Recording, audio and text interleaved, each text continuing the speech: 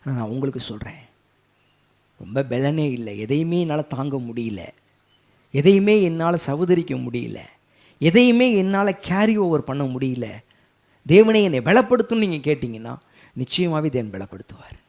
அவர் உன்னை பலப்படுத்துறேன்னு தான் சொல்கிறாருங்க. அது முதல் நம்புங்க. நான் உன்னை பலப்படுத்துவேன், நிச்சயமாக உன்னை நான் பலப்படுத்துவேன். அவரை மேல் நம்பிக்கையை தான் முக்கியப்படுத்துகிறாரு. அவர் பயப்படாதுங்கிறாரே, திடன் கொள்ளுன்னு சொல்கிறாரு, திகையாதுன்னு சொல்கிறாரு, சொல்கிறதான் நான் உன்னை பலப்படுத்துவேன்னு சொல்கிறாரு, நான் உன்னை ஸ்ட்ரென்தன் பண்ணுவேங்கிறாரு. எந்த ஏரியாவில் வீக்காக இருக்கீங்க? ஒருவேளை எஜுகேஷனில் வீக்காக இருக்கீங்களா? படிக்கவே வர முடியல, படிக்க முடியல, மனப்பாடம் பண்ண முடியல, பிரெயின் ஸ்ட்ரென்த் குறைஞ்சிருக்குதா? கர்த்தர் சொல்கிறார், இன்றைக்கி அந்த பிரெயின் பகுதியில் உனக்கு ஒரு ஸ்ட்ரென்த்தை தேவன் தருவார். உங்கள் பிள்ளைங்க ஒருவேளை மக்கா இருக்கிறாங்கன்னு நினைக்கிறீங்களா? எங்கள் பிள்ளைங்க நல்லா படிக்கலைன்னு சொல்லி வருத்தப்படுறீங்களா? அப்படிப்பட்ட பெற்றோர்களாக தாயாராக நீங்கள் இருக்கீங்க.